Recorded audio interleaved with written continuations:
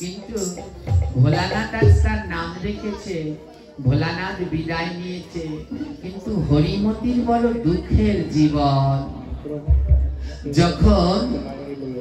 যখন হরিমতির বয়স 9 দিন, কয়দিন? 9 দিনের দিন হরিমতির মা মারা গেল। বড় দুঃখের জীবন। 9 দিনের দিন ছোট্ট শিশু হরিমতি তার মা সুনীতি দেহত্যাগ করলেন। বাবা নারায়ণ ভট্ট তার মাথায় নেমে আসলো বড় এক ঘূর্ণিপাত। একে তার পরম শুদ্ধ ভক্তিমতী সহধর্মিনীকে হারানো, দ্বিতীয় 9 দিনের কন্যা শিশুকে কি করে সে পালন করবে।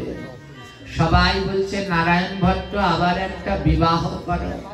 নারায়ণ ভট্ট বলছে আর না, আরো সংসারে আমি প্রবেশ করব না, আমি আমার কন্যাকে নিজের মতো করে পালন করব। নারায়ণ ভট্ট নিজেই ছোটবেলা থেকে কন্যাকে মা এবং পিতা দুই শিক্ষা দিতে লাগলো। দেখতে দেখতে কন্যার বয়স 7 বছর হল। অপূর্ব সুন্দরী কন্যা হরিমতি।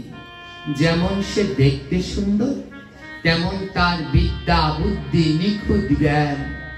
আজ থেকে 100 বছর পূর্বে যাদের ঘরে 7 বছরের মেয়ে থাকতো তাদের মাথায় অনেক চিন্তা, কারণ তখনকার সময় মেয়েদের বিয়ে হতো 7 বছর 8 বছর বয়সে। তখনকার সময় 7-8 বছর বয়স মানে অনেক বেশি। বাবা নারায়ণ ভট্টের রাতে ঘুম আসে না যে আমার এই এত সুন্দর মেয়ে আমি কার কাছে বিয়ে দেব, কোন পাত্রের হাতে দেব। বয়স কিন্তু 7 বছর, এখনো মেয়ে কিচ্ছু বোঝে না।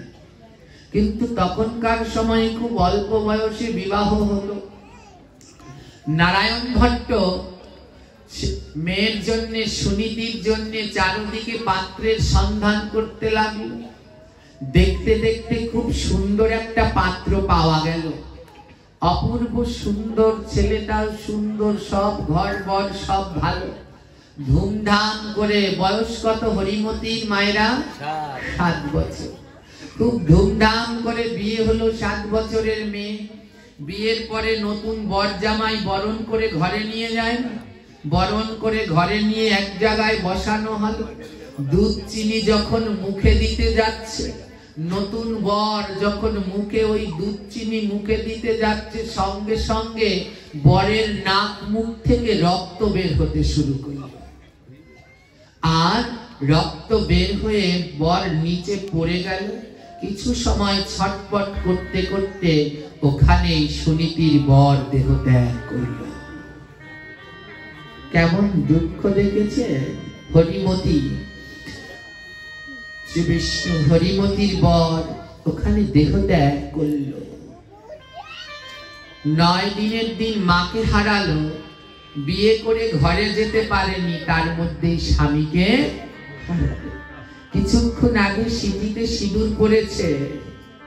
এবার গ্রামের সব পাড়া প্রতিবেশীরা এসে হরিমতির লাল বেনারসি খুলে সাদা থান কাপড় পরাচ্ছে, শাঁকা পলা ভেঙে দিচ্ছে, মাথার সিঁদুর উঠিয়ে দিচ্ছে। হরিমতি বলছে তোমরা আমার সিঁথির সিঁদুর কেন উঠাচ্ছ? গ্রামবাসীরা বলে তুই একটা অলক্ষী, পোড়া কপালি, বিয়ে হয়ে ঘরে আসতে পারিনি না, তার মধ্যে স্বামীকে খেলি। সবাই মিলে হরিমতিকে বিধবার বেশে সাজিয়ে দিল। কাঙালিনী হরিমতি বিয়ের কিছুই বোঝে না। যাওয়ার কথা ছিল পালকিতে করে, কিন্তু তার বর 4 দোলায় করে হরিবোল হরিবোল বলে সবাই শ্মশানে নিয়ে যাচ্ছে। আর তার জীবনে সংসার করা হলো না। গ্রামবাসী যে যা পারে সবাই মিলে হরিমতিকে কথা শোনায়, তুই অলক্ষী মেয়ে, তুই কুলক্ষণা, তুই রাক্ষসী ডাইনি, জন্মে মাকে খেলি, বিয়ের সাথে স্বামী মরল। যে যা পারে গ্রামের কথা তো 2-4 কথা শুনিয়ে দিচ্ছে। হরিমতি গিয়ে বাবার কাছে দাঁড়িয়েছে। জানেন, এই জগতে কোনো বাবা মার সম্মুখে যদি তার মেয়ে বিধবার বেশে গিয়ে দাঁড়ায়, তাহলে সেই বাবা মার যে কি যন্ত্রণা সেই বাবা মা বুঝতে পারে। বাবার হৃদয়টা ফেটে যাচ্ছে, বাবার হৃদয়টা ফেটে যাচ্ছে। হরিমতি বলছে, বাবা তুমি কাঁদছো কেন? বাবা নারায়ণ ভট্ট বলে, মারে আমি তোকে জীবনে কিচ্ছু দিতে পারলাম না। হরিমতি বলছে, বাবা আমার কিচ্ছু চাই না, তুমি আমায় আশীর্বাদ করো, আমি যেন ভগবান শ্রীহরি এবং পিতা মাতার সেবা করে আমার বাকি জীবন কাটিয়ে দিতে পারি। তুমি আমার পিতা, আমি যেন এই পিতার সেবা করে আমার বাকি জীবনটা কাটিয়ে দিতে পারি, গোবিন্দের সেবা করে বাকি জীবনটা কাটিয়ে দিতে পারি। হরিমতির এই নিষ্ঠা ভক্তি দেখে পিতা নারায়ণ ভট্ট বড় অবাক। হরিমতির ভক্তি দিন দিন বেড়েই চলেছে, বেড়েই চলেছে। দেখতে দেখতে হরিমতির বয়স 14 বছর হয়েছে। 14 বছরের বিধবা হরিমতি অপরূপ সুন্দর। নারায়ণ ভট্ট বড় চিন্তিত, বয়স হয়ে গেছে।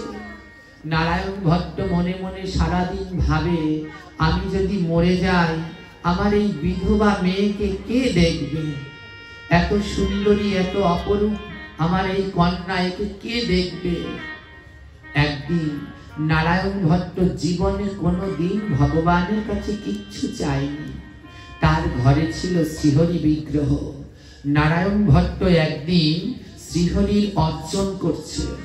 শ্রীহরির চরণে যখন তুলসী পাতা দিচ্ছে, ওই নয়ন থেকে জল ঝরছে, তুলসী পাতায় গিয়ে পড়ছে। যখন ভগবানের চরণে তুলসী পাতাটা দিচ্ছে, জীবনে কোনোদিন কিচ্ছু চাইনি, আজ মনের অজান্তে তুলসী পাতাটা দিতে দিতে ভগবানের কাছে বলছে, হে প্রভু, আমার মেয়ের যদি একটা সন্তান থাকতো। দেখুন, জীবনে কিন্তু কিচ্ছু চাইনি, আজ অজান্তে চেয়ে ফেললো, বলছে প্রভু আমার মেয়ের যদি একটা সন্তান থাকতো। এই বলে যেই না ভগবানের চরণে তুলসী দিয়েছে, সঙ্গে সঙ্গে বিগ্রহ থেকে আওয়াজ বেরোচ্ছে, তথাস্তু। নারায়ণ ভট্ট তাকিয়ে দেখছে বিগ্রহ থেকে দিব্য জ্যোতি। শ্রী বিগ্রহ নারায়ণ ভট্টকে বলছে, নারায়ণ ভট্ট তুমি কোনোদিন আমার কাছে কিচ্ছু চাওনি, আজ প্রথমবার চাইলে তোমার কন্যার সন্তান হবে। নারায়ণ ভট্টের আনন্দ ধরে না, ও প্রভু আজ আমার কি আনন্দ, এবার আমি মরলেও শান্তি, আমার কন্যার সন্তান হবে। কিন্তু সেই আনন্দটা ছিল 2-3 মিনিটের জন্য। 2-3 মিনিট পর নারায়ণ ভট্টের মাথায় ঢুকলো তার কন্যা বিধবা, আর বিধবা কন্যার যদি সন্তান হয় সমাজে যে মুখ দেখানো যাবে না। নারায়ণ ভট্ট ভগবানের কাছে বলল, প্রভু এ আমি তোমার কাছে কি চেয়ে ফেললাম? আবেগে, তাই আমরা মাঝে মাঝে আবেগে ভগবানের কাছে কত কিছু চাই। তাই ঠাকুর রামপ্রসাদ মা কালীর নিয়ে গান লিখেছে, মাগো যদি তোমার কাছে কোনোদিন কিছু চাই, ভালো না হলে দিও না গোটাই। যদি আবেগে আমি কিছু চেয়ে ফেলি, ওটা যদি আমার জন্য ভালো না হয়, তুমি কিন্তু আমায় সেটা দিও না। নারায়ণ ভট্ট আবেগে চেয়ে ফেলেছে আমার মেয়ের যেন একটা সন্তান হয়। ভগবান বলল, তথাস্তু, তোমার মেয়ের সন্তান হবে। নারায়ণ ভট্ট বলে, গোবিন্দ এই বর ফিরিয়ে দাও। ভগবান বলে, হবে না। এ জগতে 3টা জিনিস বেরিয়ে গেলে আর ফিরিয়ে নেওয়া যায় না। 1, বন্দুকের গুলি, গুলি মারলেন, যদি গুলিকে ডাকেন ফিরে আয়, বন্দুকে আসবে। 2 নম্বরে গাভীর দুধ, ওলান থেকে বের করে যদি দুধকে বলেন ওলানে ফিরে যাবে। আর 3 নম্বরে মানুষের মুখের কথা, একবার বেরিয়ে গেলে আর ভিতরে আনা। নারায়ণ ভট্ট বলল গোবিন্দ কথা ফিরিয়ে নাও। গোবিন্দ বলল হবে না, তোমার মেয়ের সন্তান হবে। নারায়ণ ভট্ট বলল প্রভু এই আমি এ দৃশ্য আমি দেখতে পারবো না। আমার মেয়েটা জনম দুঃখী, জন্মে মায়ের স্নেহ পায়নি, বিয়ের দিন বিধবা হয়েছে। এবার যদি বিধবা বয়সে সন্তান হয় ওকে সমাজের লোক মন্দ বলবে, ও আমি দেখতে পারবো না। ও গোবিন্দ তুমি তো আমায় একটা বর দিলে, আরেকটা বর দেবে। গোবিন্দ বলছে কি চাও ভক্ত? নারায়ণ ভট্ট বলে প্রভু আমার ওই মেয়ের সন্তান হলে লোকে ওর নিন্দা করবে, ও আমি দেখতে পারবো না।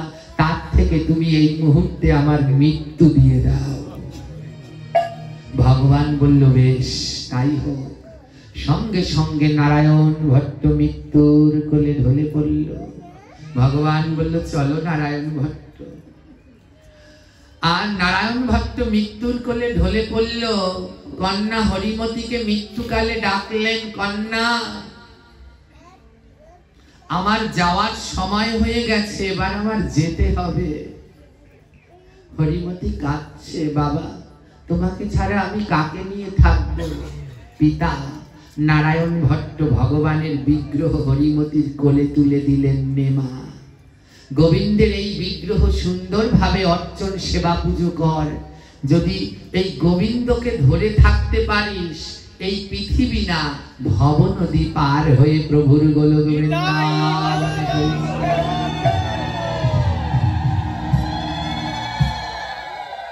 তোর কাউকে ধরা লাগবে না, তুই শুধু আমার গোবিন্দকে ধরে থাকিস। বিগ্রহটা কোলে দিয়ে কন্যার মেয়ের কাছে বললেন, শোন মা, তোর গর্ভে যে সন্তান হবে ওই সন্তান যেন বৈষ্ণবের সেবায় লাগে। আমি তো পারলাম না, কিন্তু তোর গর্ভে যে সন্তান হয় ও যেন বৈষ্ণবের সেবায়। এই বলে নারায়ণ ভট্ট দেহ ত্যাগ করলেন। আর ওই ভগবানের বিগ্রহ থেকে এক দিব্য জ্যোতি আলো হরিমতির গর্ভে প্রবেশ করল। আমা ভগবানের একটা অংশ কার গর্ভে প্রবেশ করলো? হরিমতির গর্ভে প্রবেশ করল। কেউ তো দেখতে পেল না। বাবাকে নিয়ে গ্রামবাসীরা সবাই সৎকার করলেন। হরিমতির দুঃখের জীবন দুঃখেরই রয়ে গেল। সুখ আর তার পাওয়া হলো না। বেশ কিছুদিন পরে গ্রামবাসীরা লক্ষ্য করল হরিমতি গর্ভবতী। গ্রামের সব গণ্যমান্য মানুষ নিয়ে সালিশি ডাকা হলো। বল তোর এই গর্ভে এই পাপের সন্তান কার? হরিমতি বলছে, বিশ্বাস করো আমি কোনো পাপ কাজ করিনি, আমার গর্ভে এই সন্তান কার আমি জানি না। ওমা ওই সন্তান কার অংশ? ভগবানের অংশ, ভগবানের দিব্য অংশ হরিমতির গর্ভে লালিত হচ্ছে। পাড়া প্রতিবেশীরা বলছে, তুই পাপ করেছিস হরিমতি, বিধবা হয়ে কারো সন্তান ধারণ করেছিস, তাই আমরা গ্রামবাসীরা সবাই মিলে তোকে এক ঘরে করে দিলাম। সবাই মিলে গ্রামবাসীরা হরিমতিকে এক ঘরে করে দিল। এক ঘরে বোঝেন, যার ঘরে কেউ। হরিমতি কোনো বাজারে কোনো সদাই কিনতে গেলে কেউ তার কাছে বিক্রি করে না। হরিমতির দুঃখের কপাল আর শেষ হলো না। কি করে জীবন ধারণ করবে? রাস্তার পাশে কচু শাক এগুলো এনে সিদ্ধ করে, সিদ্ধ করে গোবিন্দকে ভোগ দেয়। ওই শাক আর কচু সিদ্ধ করে জীবন কাটায়। কত কষ্ট। হরিমতি বলে, হে গোবিন্দ, তুমি যতই চেষ্টা করো না কেন আমি তোমায় ছাড়বো না। তুমি আমায় যতই কষ্ট দাও না কেন আমি তোমার ভজন ছাড়বো না প্রভু।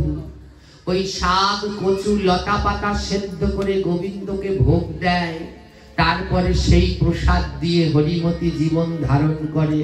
কারো কাছে যায় না, কেউ দেয় না, তাই কারো কাছে যায় না। আর ওই শাক পাতা সিদ্ধ করে খেয়ে জীবন ধারণ করে আর সারাদিন প্রভুর নাম জপ করে। হরিমতির ভক্তি দিন দিন বাড়ছে। 10 মাস 10 দিন পরে হরিমতি একটা পুত্র সন্তান জন্ম দিল। কি সন্তান? পুত্র সন্তান। হরিমতি কেউ আসে না তার কাছে। হরিমতি নিজেই নিজের সন্তানের নাম রাখলো। পুত্র সন্তানটির নাম রাখলো হরিমতি হরিদাস। কি নাম রাখলো? হরিমতির সন্তান নাম রাখলো হরিদাস। এবং ছেলেকে বলছে, বাবা তুই হরির দাস হবি, অন্য কারো দাস। মা আর ছেলে শাক সিদ্ধ করে, কচু লতা পাতা সিদ্ধ করে, তারপরে সেবা করে দিন কাটায়, আর বাকি সময় নাম জপ করে কাটায়। একদিন ছেলে জিজ্ঞেস করছে, মা আমরা কেন অন্য খাবার খাই না? মা বলছে, বাবা এ হলো গোবিন্দের কৃপা। অন্য খাবার খেতে গেলে, রান্না করতে গেলে অনেক সময় নষ্ট। ওই সময়ে আমরা দুজনে মিলে হরিনাম করব। এমন শিক্ষা। সন্তানটি হরিদাসের বয়স এখন 7 বছর হলো। কত বছর? 7 বছর ধরে হরিমতি এক ঘরে, তার ঘরে কেউ যায় না। এক ঘরে করে রেখেছে তাকে গ্রামবাসীরা। 7 বছর ধরে হরিমতি প্রতিদিন হরিনাম করে আর কাঁদে। প্রতিদিন হরিনাম করে আর কাঁদে। একদিন রাধারানী জিজ্ঞেস করছে গোবিন্দকে, গোবিন্দ এই হরিমতি তো তোমার পরম ভক্ত, দেখো ওর জীবনে কত কষ্ট, জন্ম থেকে ওর জীবনটা কষ্টের। ও প্রভু, সারাদিন মার ছেলে শাক সিদ্ধ করে খেয়ে তারপরে জীবন ধারণ করে 7 বছর ধরে কাঁদছে। তুমি তুমি ওদের ডাকে কেন সাড়া দাও না? ও প্রভু, ওরা কাঁদলে তোমার তাতে কি হয়? সারাদিন মা ছেলে দেখো কেমন করে তোমায় ডেকে ডেকে কাঁদছে। তুমি কি চাও ভগবান? তুমি কি ওদের কাছে ধরা দেবে না? রাধারানী তো করুণাময়। ভগবানকে বলছি, তুমি কি ওদের কাছে ধরা দেবে না? কখন ধরা দেবে বলো না, বলো না। ভগবান কৃষ্ণ বলে, জানো রাধে, ওদেরকে কাঁদতে দাও, ওদেরকে কাঁদতে দাও। নয়নের জল না হলে যে গোবিন্দ পাওয়া যায় না। ও রাধে, আমি তো সবার কাছে ধরা দেই না।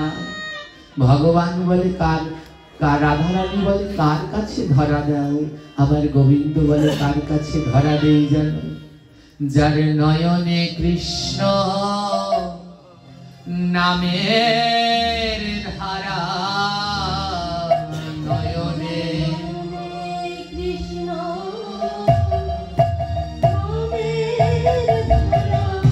আমি তার কাছে দেই রে ধরা, নয়নে কৃষ্ণ নামের ধারা।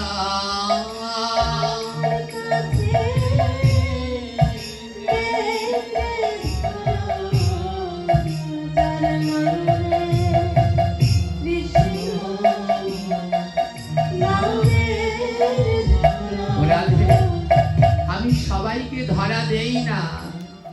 যারা কৃষ্ণ বলে যাদের নয়নে ধারা বয়, আমি তাদের কাছেই ধরা দেই। রাধারানী বলে, গোবিন্দ তোমার কি ভক্তের কষ্ট দেখতে ভালো লাগে? কৃষ্ণ বলে, না, আমি ভক্তের কাদা ভালোবাসি। ভক্তের কাদা বলে, ভক্ত কাঁদলে তবে আসি, ভক্তের কাদা ভালোবাসি।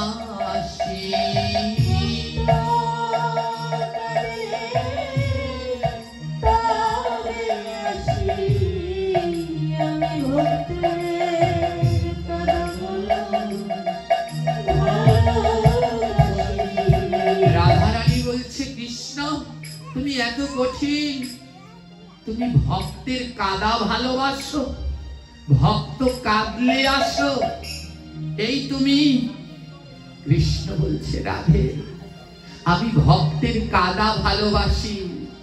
এই নয়নের জল এটাকেও বলে কাদা। আবার ধুলা যখন ভিজে ভিজে যায় সেটাকেও বলে কাদা। গোবিন্দ বলে, রাধা আমি ভক্তের এই নয়নের জলের কাদা না। যখন ভক্তের নয়নের জলে ধুলা কাদা হয়, আমি সেই কাদা ভালোবাসি।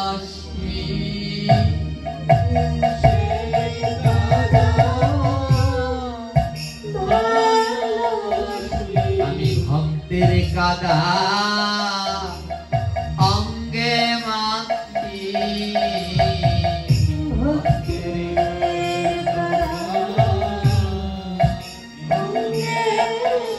বলে ভক্ত কাঁদলে হই গো খুশি। আমি ভক্তের কাদা অঙ্গে মাখি।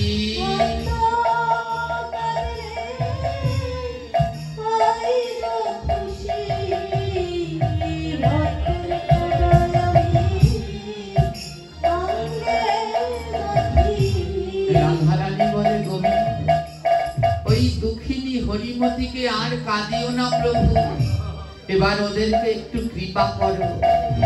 ভগবান বলে, বেশ রাধে আজ আমি ওদেরকে কৃপা করব।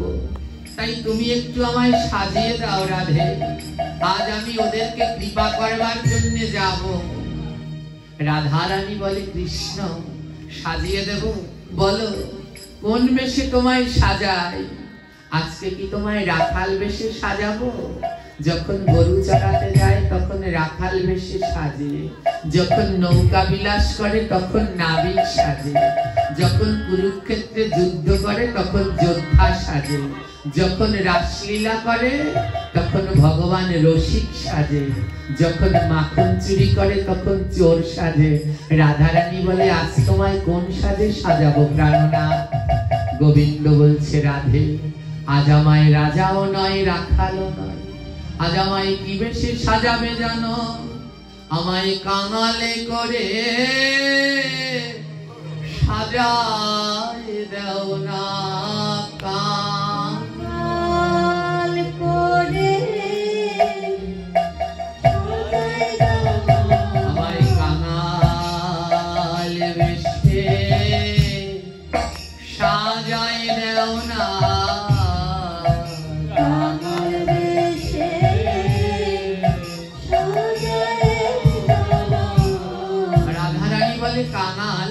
কাঙাল তো অনেক প্রকার হয়, কেউ ধনের কাঙাল, কেউ রূপের কাঙাল, কেউ গর্বের বিদ্যার। কোন কাঙাল হবে? আমার গোবিন্দ বলছে, আমাকে কোন কাঙাল সাজাবে জানো? আমায় ভক্তের কাঙাল করে দাও না।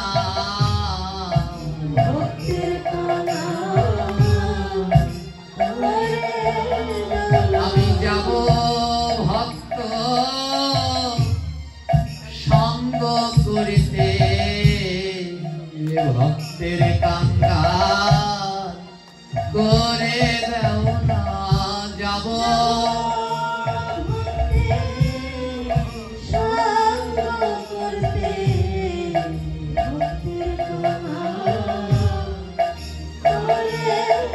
বলে, আয় ভক্ত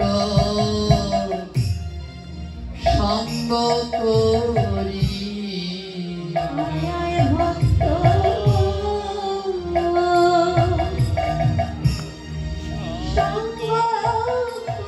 আমি ভক্তের অঙ্গে দিয়ায় অঙ্গ করব মধু ভক্ত সঙ্গ।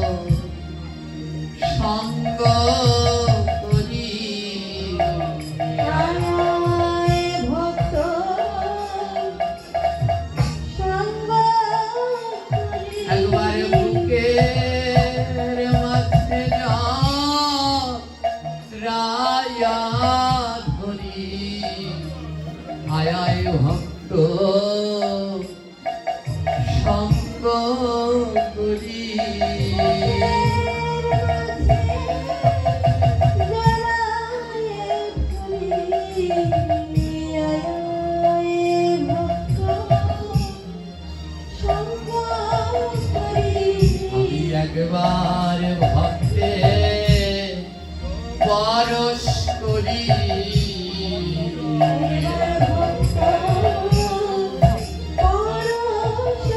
এই না মানব জীবন ধন্য করি আইরে ভক্ত পরশ করি হরি বল নিতাই গৌর প্রেমানন্দে একবার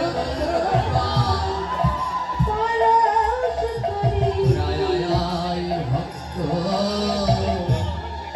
পরশ করি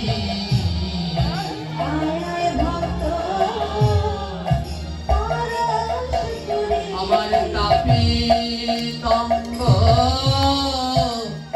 শীতলী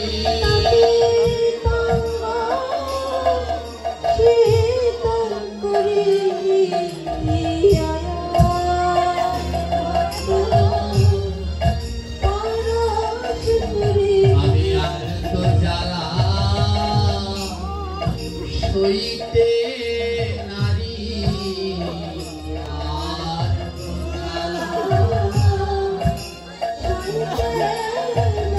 আমি জ্বালায় জ্বালায় জইলা মরি আর তো জ্বালা সইতে নারী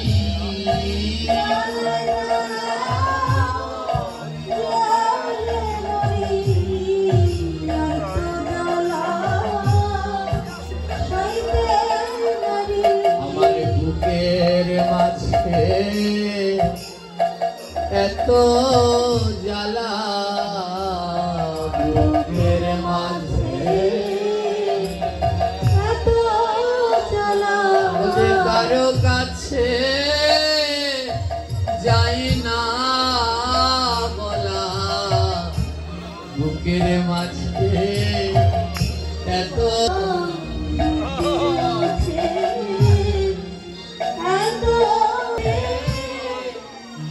রে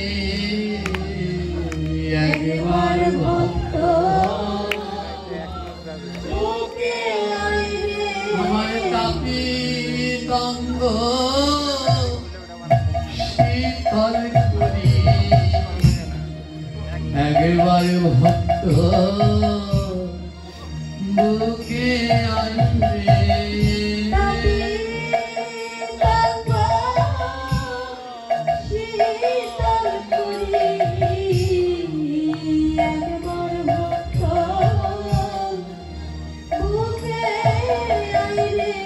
বলে জানো আমার বুকের মাঝে এত জ্বালা কারো কাছে যায় না বলা এই না বলা জ্বালা একমাত্র শান্ত হয় যদি কৃষ্ণ ভক্তের পরশ কারো হয়ে যায় আজ ভগবান কাঙালের রূপ ধারণ করে হরিমতির দরজায় গিয়ে দাঁড়িয়েছে দিনটা ছিল অগ্রহায়ণ মাসের মুখ্যদা একাদশী তিথি একাদশী তিথিতে গিয়ে ভগবান আমার হরিমতি মায়ের দরজায় দাঁড়িয়েছে আর দরজায় দাঁড়িয়ে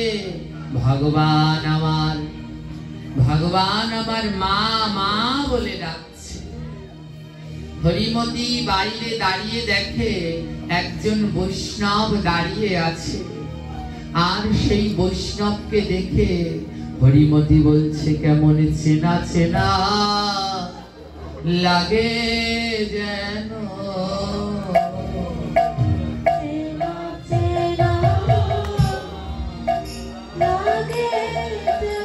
যেন কোথায় তোমায় দেখেছি গো কেমন চেনা চেনা লাগে যেন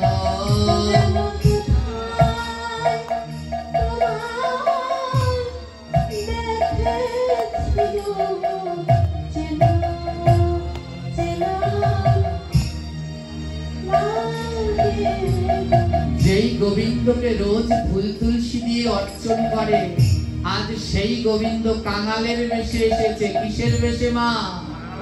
তাই হরিমতি চিনেও চিনতে পারছে না, বলে তোমায় চেনা চেনা লাগে, কোথায় যেন দেখে